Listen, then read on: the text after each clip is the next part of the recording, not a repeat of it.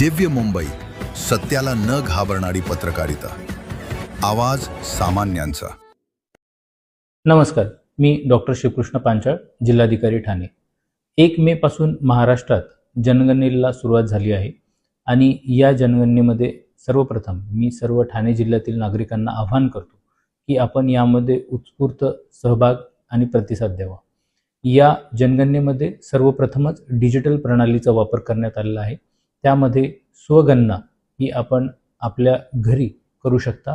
1 ते 15 मे या कालावधीत se.census.gov.in या वेबसाईटवरती जाऊन आपण जी नोटिफाईड क्वेश्चन आहेत ती प्रश्नांची उत्तरे द्यावी आणि तो फॉर्म सबमिट केल्यानंतर आपल्याला एच या अद्याक्षराने सुरू होणारा एक SCID आपल्याला त्याच्यामध्ये मिळेल आणि प्रगणक घरी आल्यानंतर तो ID आपण जतन करून ठेवावा आणि तो ID प्रगणकाला सांगावा.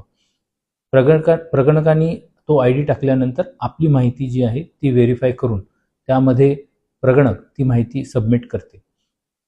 या टप्प्यानंतर पुढचा टप्पा जो असेल तो घरोघरी भेटी देऊन प्रगणक ती पुढची प्रक्रिया त्यामध्ये करतील. दरम्यान नागरिकांकडून जी माहिती संकलित केली जात आहे ती जनगणना कायदा 1948 या अन्वये गोपनीय ठेवण्यात येते. त्यामुळे नागरिकांनी कोणतीही चिंता न बाळगता यामध्ये आपली माहिती उत्स्फूर्तपणे सर्व प्रगणकांना देण्यात यावी. मे महिन्याच्या उन्हात ही जनगणना प्रक्रिया पार पाडण्यात येत आहे.